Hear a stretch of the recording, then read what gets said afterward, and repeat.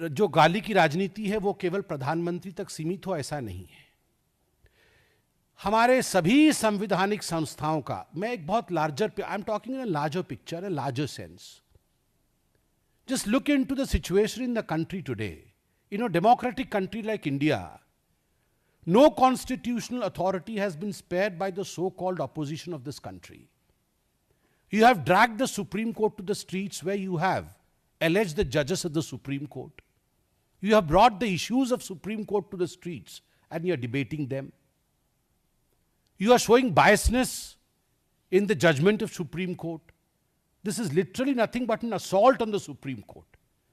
In the yesteryears, you have called the army chief सड़क का गुंडा. कुछ वर्षों पहले आपने आर्मी चीफ को सड़क का गुंडा कहा था. Every day the election commission has to pass one kind of Agni Pariksha because there is some kind of unfounded allegation which does not find any place in the place where it should be placed, in the place where it should be complained. But on the streets, you allege some kind of fraud against every constitutional authority of India.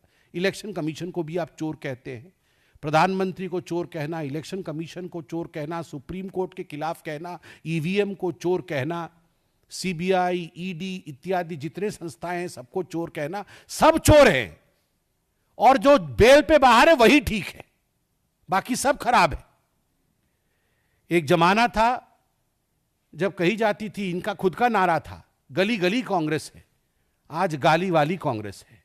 कोई गली गली कांग्रेस नहीं है, ये गाली वाली कांग्रेस है. और आपको लगता है गाली देकर आप अगर आगे बढ़ सकते हैं तो आपको मुबारक हो.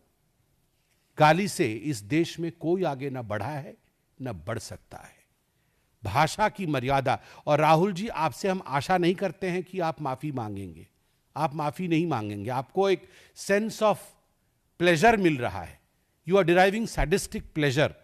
प्रधानमंत्री नरेंद्र मोदी जी को गाली देकर आपको आनंद की अनुभूति हो रही है, मगर यह आनंद की अनुभूति जो आपको हो रही है वो जनता को नहीं हो रही है.